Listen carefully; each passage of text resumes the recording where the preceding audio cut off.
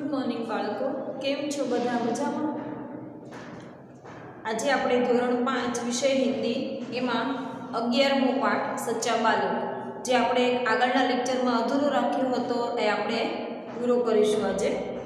હવે જુઓ, અભ્યાસમાં આપણે પ્રશ્ન નંબર 5 ત્યાં સુધી પૂરું કર્યું હતું. હવે આજે આપણે આગળ પ્રશ્ન નંબર 6 પ્રશ્ન પढ़कर इसके उत्तर लिखिए. बराबर.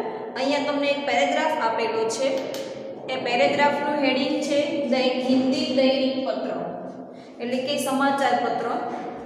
એનું તમને એક ફકરો આપેલો છે, એના ઉપરથી આપણે પ્રશ્નના જવાબ લખવાના છે.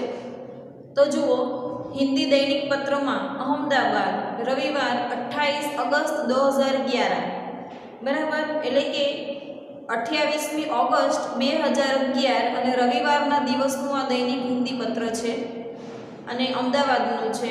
એમાં જુઓ, એની હેડલાઇન શું છે? વડોદરા में पहली बार गणेश जी की मिट्टी की प्रतिमा स्थापित એટલે કે વડોદરામાં પહેલી જ વખત ગણપતિજીની માટીની પ્રતિમાની સ્થાપના. હવે એનો તમને આખો લેખ આપેલો છે. वडोदरा उत्सव प्रिय नगरी वडोदरा में गणेशोत्सव के कुछ ही दिन शेष होने से शहर के छोटे मोटे युवक मंडला द्वारा गणेश जी की प्रतिमा स्थापित करने के लिए तैयारियां शुरू कर दी गई हैं. એટલે કે વડોદરા એક ઉત્સવ પ્રિય નગરી છે અને એમાં ગણેશોત્સવના જ્યારે થોડાક જ દિવસ બાકી રહી ગયા છે, શેષ એટલે કે બાકી, ત્યારે શહેરમાં નાના મોટા યુવક મંડળો દ્વારા ગણપતિની મૂર્તિ સ્થાપિત કરવાની એટલે કે તેની સ્થાપના કરવાની તૈયારીઓ શરૂ કરવામાં આવી છે.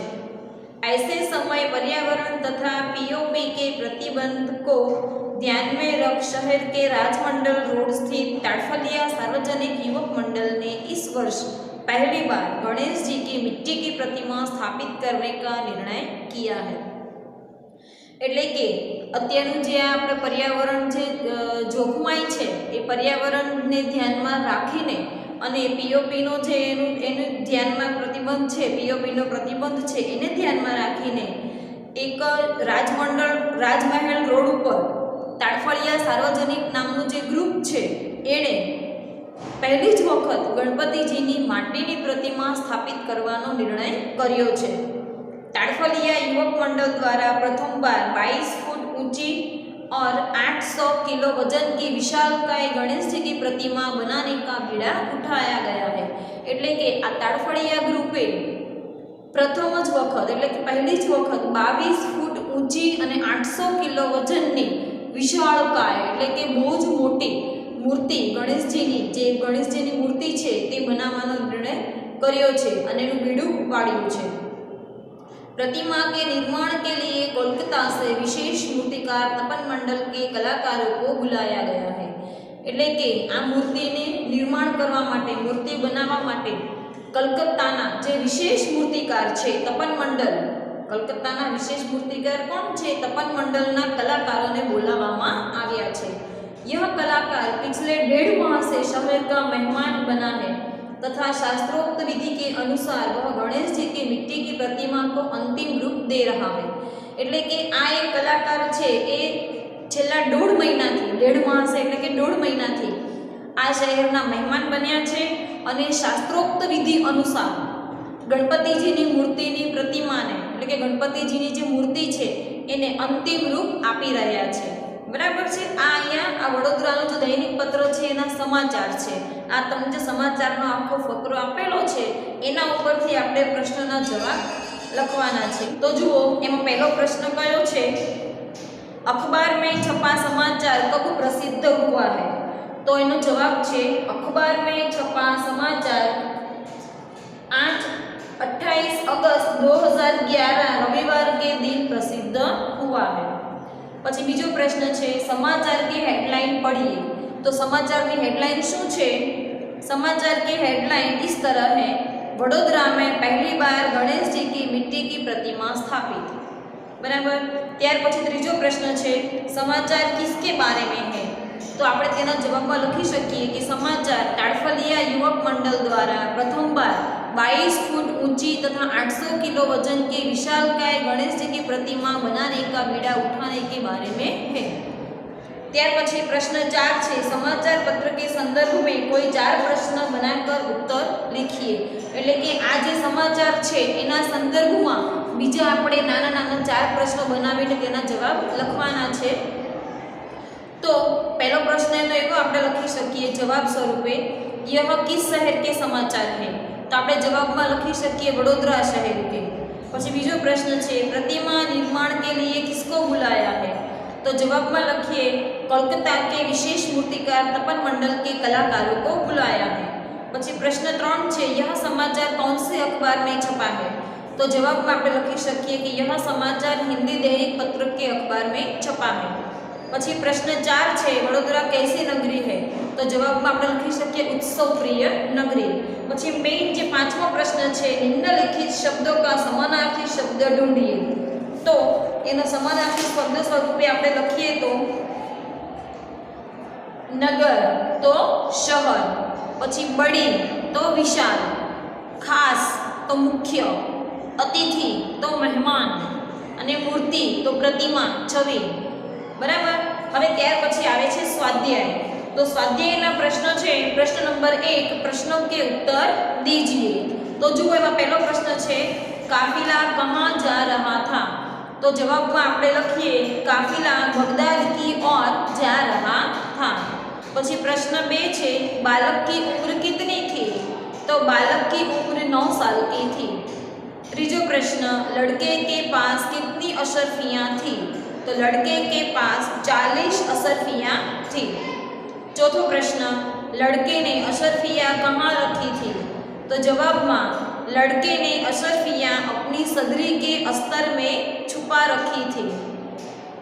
પછી પ્રશ્न 5 लड़के की माँ ने उसे क्या सीख दी थी। तो लड़के की माँ ने उसे हमेशा सच बोलने की सीख दी थी और झूठ बोलना पाप है ऐसा कहा था। પછી પ્રશ્न 6 डाकुओं ने लड़के से क्या सीखा। तो डाकुओं ने लड़के से ईमानदारी सीखी। इन्होंने सोचा कि इतना छोटा बालक अपनी माँ के बताए रास्ते पर चलकर सच बोलता है तो हम अपने भगवान के बताए नेक रास्ते पर क्यों नहीं चलते। इस दिन से उन्होंने लूटमार करना छोड़ दिया और नेक रास्ते पर चलने की प्रतिज्ञा की। પછી પ્રશ્ન 7 છે सच बोलने वाला बालक कौन था। तो તેના જવાબમાં આપણે લખી શકીએ कि सच बोलने वाला बालक अब्दुल कादिर था। પછી પ્રશ્ન 8 अब्दुल कादिर की समाधि कहाँ है। तो अब्दुल कादिर की समाधि बगदाद में है। बराबर છે। ત્યાર પછી પ્રશ્ન 2 છે સહી જોડ મિલાઈએ और वाक्य प्रयोग कीजिए। એટલે કે તમને અહીંયા જોડકા આપેલા છે એ જોડકા આપણે તેની સામે સાચો જવાબ લખીને નીચે તેનો વાક્ય પ્રયોગ કરવાનો છે। તો જુઓ પહેલું છે કડક કર બોલના।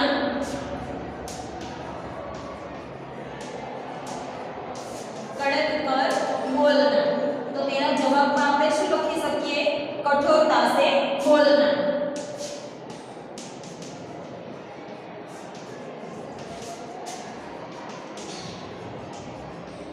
कठोरता से बोलना। तो આપણે તેનો વાક્ય પ્રયોગ કરવો હોય તો डाकुओं का सरदार कड़क कर बोला। એટલે કે ડાકુઓનો જે સરદાર છે એનો મુખિયા એ કડકાઈથી બોલ્યો। પછી બીજું છે ઘૂંટને ટેકના તો હાર માનના। મુશ્किलों में हमें घुटने नहीं टेकने चाहिए। એટલે કે સંકટના સમયમાં આપણે હાર માનવી ન જોઈએ। પછી ત્રીજું છે નેક રાસ્તે પર ચલના। તો એના જવાબમાં આપણે લખી શકીએ સહી રાસ્તે પર ચલના। तो तेना जवाब में डाकुओं ने नेक रास्ते पर चलने की प्रतिज्ञा की। પછી ચોથું છે आंखों का तारा।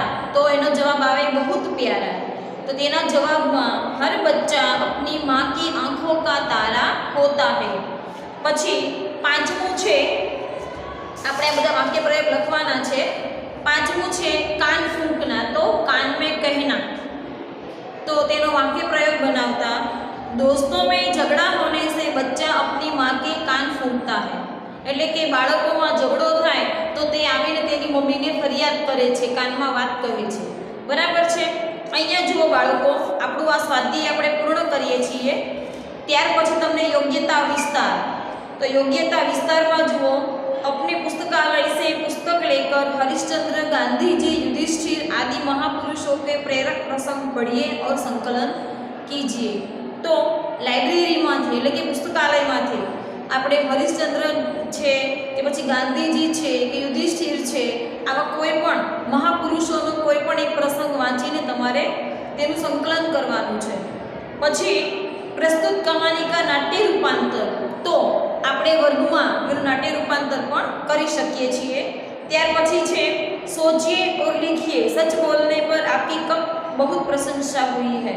तो જુઓ ક્યારેક એવો પ્રસંગ બને કે આપણે સાચું હંમેશા સાચું જ બોલવું જોઈએ, તો સત્ય બોલવાથી આપણા વખાણ થયા હોય, સમાજમાં છે કે વર્ગમાં છે, ક્યારેક સત્ય બોલવાથી આપણા વખાણ થયા હોય એવો કોઈ પ્રસંગ તમને યાદ આવે તો એ તમારે નોટબુકમાં લખવાનો છે। પછી ખ આપકો झूठ बोलने पर डांट कब मिली, उसके बाद क्या हुआ। તો ઘણી વખત એવું બને કે આપણે નાના હોઈએ ક્યારેક ખોટું બોલતા હોઈએ તો આપણું જૂઠાણું પકડાઈ જાય ત્યારે મમ્મી કે પપ્પા આપણને વળતા હોય છે, બરાબર છે। ક્યારેક એટલી હદ સુધી ખોટું બોલીએ કે આપણે ક્યારેક માર પણ ખાવો પડે છે। તો બાળકો આવું નહીં કરવાનું, સાચું જ બોલવાનું, બરાબર। હંમેશા સત્યનો જ વિજય થાય છે, આ તમારે યાદ રાખવાનું, જીવનમાં ઉતારી લેવાનું છે। ત્યાર પછી છે પઢીએ ઓર સમજીએ। તો એમાં જુઓ તમને 4 વાક્ય આપેલા છે, એ આપણે માત્ર વાંચવાના છે। पर्यावरण की रक्षा करना हमारा धर्म है, हमेशा सच बोलना चाहिए, सत्य ही ईश्वर है, गांधी जी सत्य और अहिंसा के पुजारी थे। तो गांधी जी सत्य અને અહિંસાના પૂજારી હતા, બરાબર છે। જુઓ બાળકો અહીંયા આપણો આખો પાઠ પૂર્ણ થઈ ગયો છે અને હવે થોડા વિલોમ શબ્દ અને સમાનાર્થી શબ્દ છે એ હું તમને બોલું છું, તમારે નોટબુકમાં લખવાના છે। સચ तो झूठ, आज विलोम शब्द, सच तो झूठ, बड़ा तो छोटा, नेक तो बुद्धिमान, दूर तो पास, माँ तो बाप, आज तो कल, प्रसिद्ध तो अप्रसिद्ध, सुबह तो शाम। आ थया विलोम शब्द અને હવે છે સમાનાર્થી શબ્દ। તો એમાં જુઓ સરદાર તો મુખિયા, સમાધિ તો મકરબા, સદરી તો જાકીટ, વર્ષ તો સાલ, સદૈવ તો હંમેશા, આશ્ચર્ય તો વિસ્મય, બેટા તો પુત્ર અને સંકટ તો મુશ્કેલ। આ તમારે વિલોમ શબ્દ અને સમાનાર્થી શબ્દ છે, આના હું તમને ફોટા મોકલીશ, વિડીયોમાં પણ તમને જોવા મળશે। તો તમારે વિડીયોમાંથી જોઈને આ બધું નોટબુકમાં લખવાનું છે અને 11મો પાઠ સુધીનું તમામ ગૃહ કાર્ય તમારે નોટબુકમાં લખવાનું છે। હવે આની આગળના લેક્ચરમાં આપણે 12મા પાઠની ચર્ચા કરીશું। એ પહેલાં હું તમને વિડીયોના અંતમાં સૂચના આપું છું કે જો તમને મારા વિડીયો પસંદ આવતા હોય તો તમે તેને લાઈક કરો, શેર કરો અને સબસ્ક્રાઈબ કરો। Thank you.